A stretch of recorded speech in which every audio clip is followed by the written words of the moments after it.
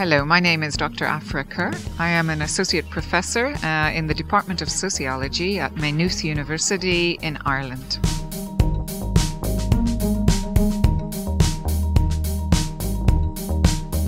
So I think video games are increasingly important for us to be thinking about, because a lot of our students coming into the university are playing, experiencing video games in their everyday lives.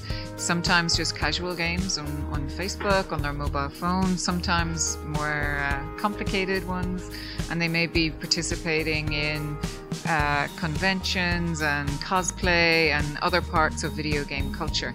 So I think it's important for us to understand this part of our students' lives and everyday life. In terms of education, I don't know if I could say it is determining, but actually I do think it is an important thing for us to think about. Increasingly we're seeing some research which is looking at how we can bring video games into education, how we can think about, can they be used as a new way of teaching, as a pedagogical tool, for thinking about everything from history to how society is organized to climate change, even sometimes getting students to design their own games. It doesn't have to be with technology, it can be designing board games or designing role-playing games that maybe somebody else could later develop with technology. So I think there's a number of ways we can bring them into our education in the universities, particularly for communication students and scholars, and for the lecturers who should try to understand this as an important part of everyday digital cultures.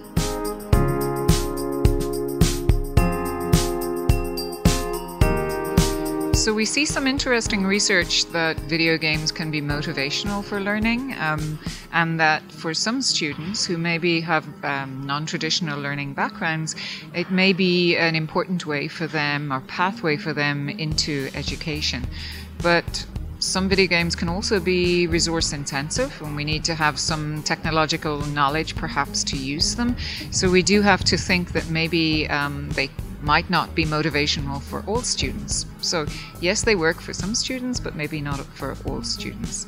So I think that in countries with huge gaps, we really need to think about who we're trying to engage with. Will they be motivational? Will they not?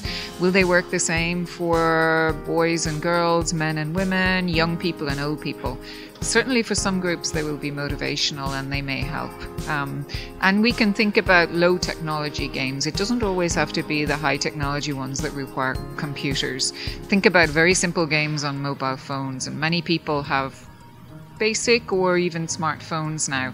So it can be those types of games or apps, and maybe they can be used to engage people in education.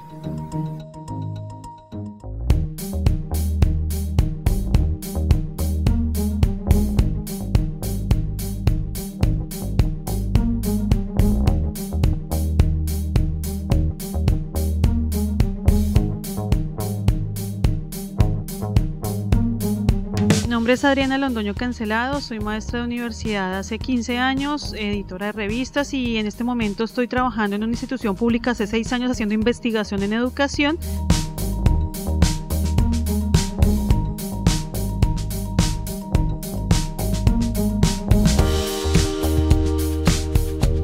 Bueno, es muy importante como reconocer el valor del juego y el valor que tiene el juego en la educación.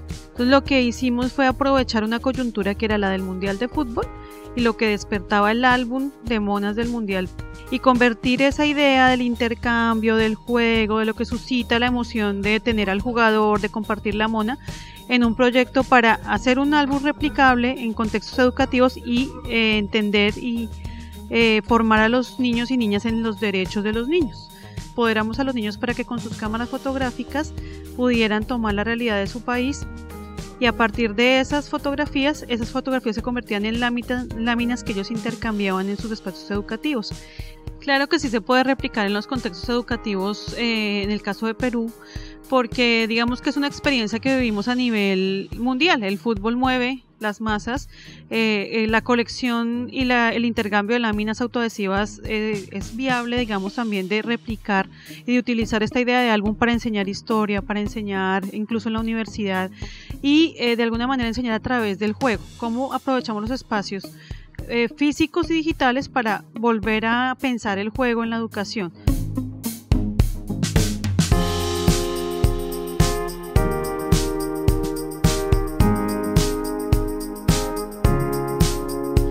Bueno, es fundamental que desde las políticas públicas y desde el apoyo del Estado estas iniciativas tengan continuidad, que de alguna manera se empoderen, que son los niños, las niñas, los maestros, también reclamen al Estado y a la política pública ser tenidos en cuenta y que esas iniciativas tengan continuidad. En términos de la educación en contextos digitales, hay experiencias muy interesantes en Colombia, no solamente desde la política pública que viene creando opciones de educación en las nuevas tecnologías.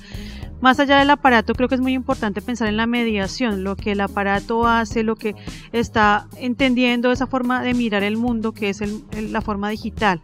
Entonces, más que el instrumento, es muy importante que el maestro o quien use esas tecnologías tenga claro qué contar, cómo contar, relatos que identifiquen o que hagan un llamado a la identidad, al saber quiénes somos, hacia dónde vamos, que repotencien todo este tejido de lo colectivo, de lo político, de lo ético, que creo que es fundamental para nuestras sociedades, a veces polarizadas, fragmentadas y con una sociedad que apenas está de alguna manera despertando en los movimientos que estamos viendo en América Latina. Creo que lo comunicativo tiene un lugar central para tejer lo común y para conectar todas estas sensibilidades que se están moviendo y se están como saliendo a las calles para reclamar un nuevo mundo, que es lo que está pasando hoy.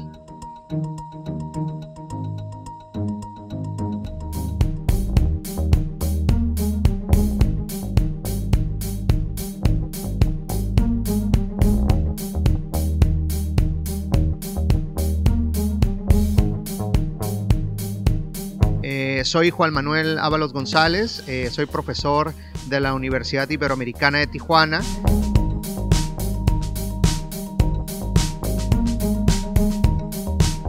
Bien, esta idea de la narrativa contrahegemónica surge como esta posibilidad que tienen los activistas y las activistas de construir no solo su propia visión sobre un conflicto o su propia posición respecto a un conflicto o una causa, sino la posibilidad de materializar su posición con sus valores, explicando su lucha, explicando sus propios recorridos. Es contrahegemónica porque de alguna manera busca la no reproducción del statu quo, es decir, lo que genera el propio conflicto. Generalmente la posición es antagónica respecto a las posiciones que tienen actores del gobierno, actores económicos.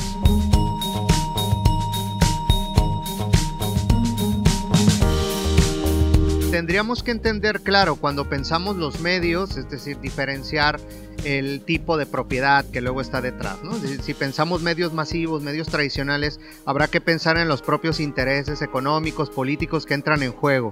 Generalmente los medios, en función de la posición crítica o no que tengan sobre el reconocer la realidad social y sus conflictos, pues puede suceder que los medios no necesariamente reproduzcan una visión crítica. Existen medios alternativos, evidentemente. En América Latina hay toda una historia de pensar esta comunicación alternativa y esta participación que es diferenciadora. Y digamos que en algunos casos, por ejemplo el caso mexicano, tienen su haber algunos medios que sí pueden ser considerados como medios alternativos que lo que hacen es generar una visión crítica de lo que sucede. Ahí es donde los propios activistas pues se incorporan, digamos, se articulan con esas narrativas, pero los activistas también son generadores de propias narrativas, ¿no?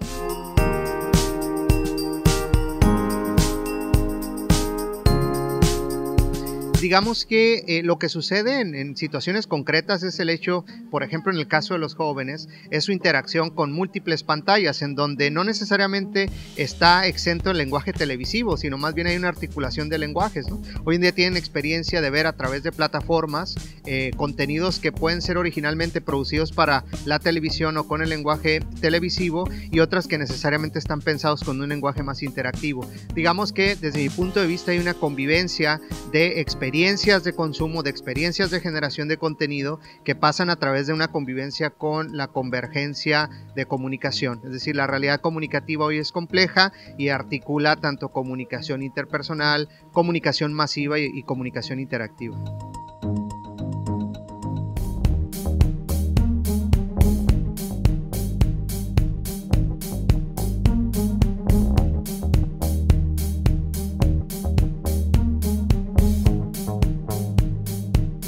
Mi nombre es Flor Engel, soy ciudadana argentina y ciudadana sueca. Mi especialidad dentro del área de medios y comunicaciones, por un lado la comunicación para el cambio social, lo que hasta hace unos años se conoció más bien como la comunicación para el desarrollo.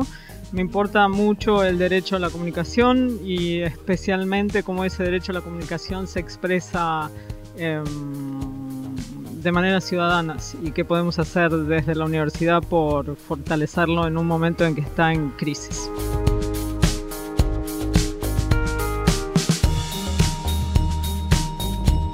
El protagonismo es simbólico, en tanto es político.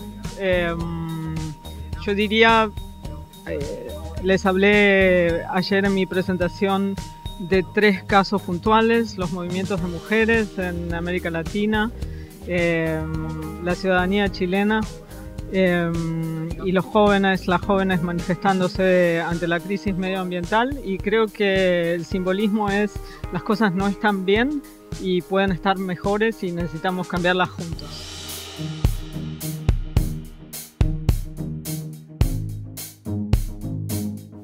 Es difícil generalizar.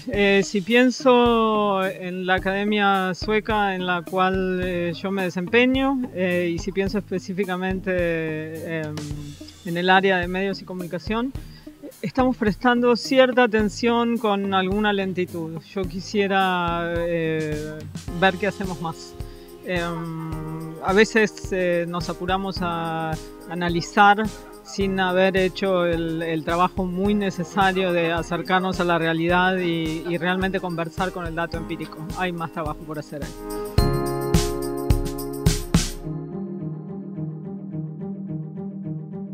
Esa es una tarea pedagógica importante y creo que tenemos que prestar atención a lo que pasa en las aulas en términos de conversar con los estudiantes, con las estudiantes.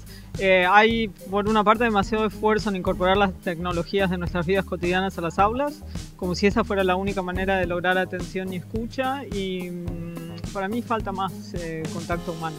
Eso es lo que yo trato de hacer cuando me presento en público.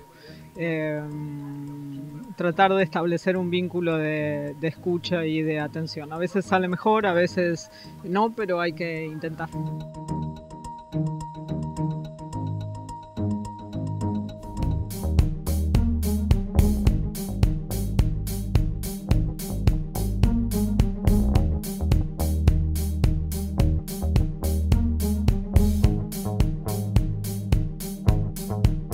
Soy Ezequiel Rivero de la Universidad Nacional de Quilmes, doctorando en Ciencias Sociales por la Universidad Nacional de Buenos Aires, magíster en Industrias Culturales. Investigo temas vinculados a la transformación global de la industria audiovisual y en tiempos de convergencia tecnológica.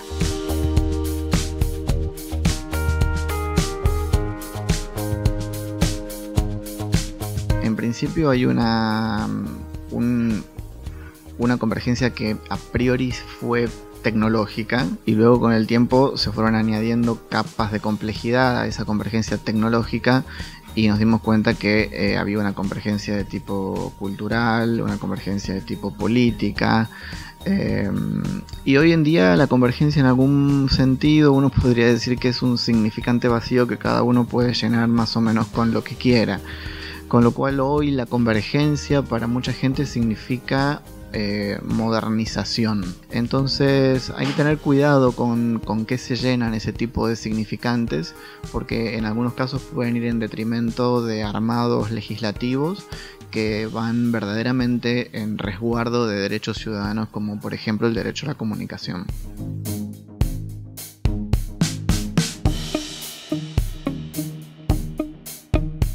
Un comunicador audiovisual hoy yo creo que tiene que entender críticamente que más allá de lo estrictamente práctico y de cómo un producto audiovisual circula de maneras diversas y con narrativas distintas por distintas plataformas, tiene que entender la convergencia requiere de una mirada crítica sobre qué es la convergencia.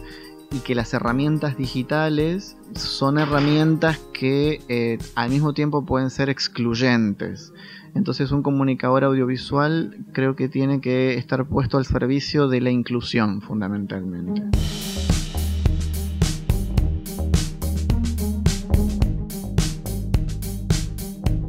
El lenguaje audiovisual es un lenguaje, como cualquier lenguaje, es un lenguaje que se transforma permanentemente, no solamente con la tecnología, sino también con los usos, las costumbres, los consumos, las políticas.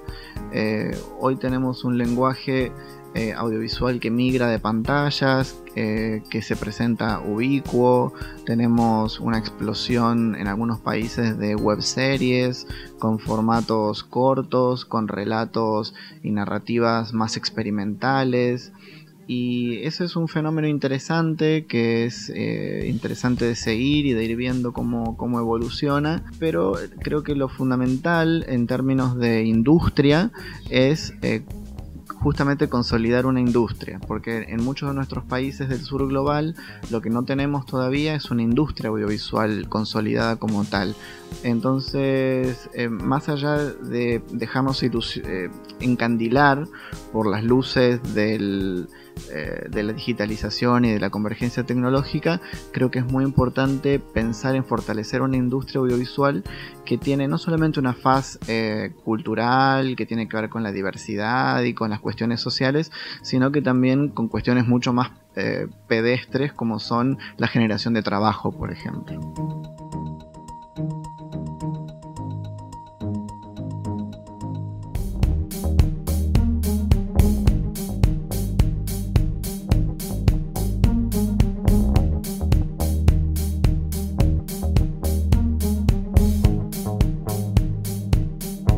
My name is Arvind Rajagopal. I'm a professor of media studies. I'm a sociologist. I teach at New York University.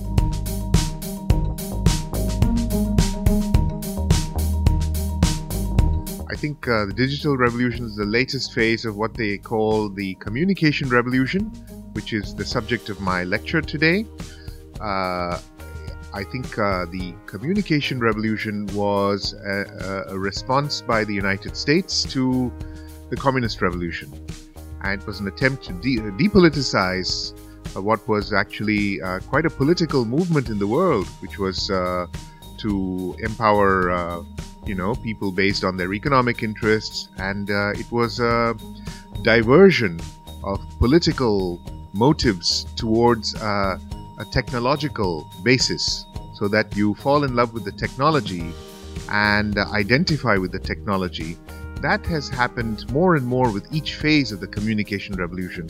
And with the digital revolution, I think we are in quite a deep phase of technological enchantment, where people identify with the machine and forget each other and forget their class consciousness.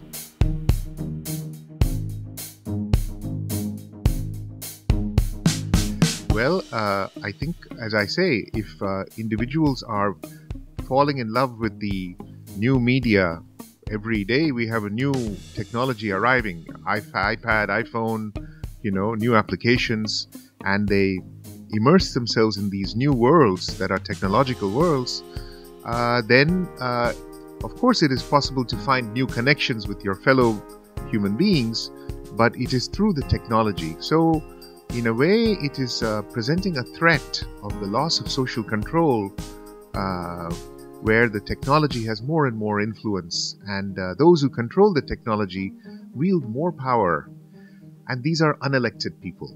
So we have the elected government, then we have unelected power, which is growing every day.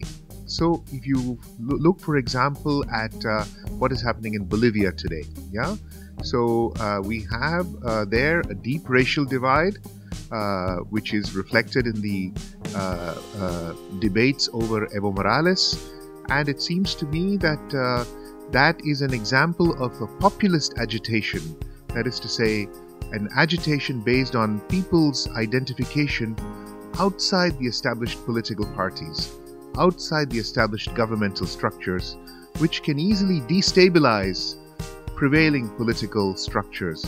I think that is happening more and more in different parts of the world, and Of course, Latin America is the first place where we had populist politics on a large scale. And no surprise that we are seeing a resurgence of populism today in Latin America.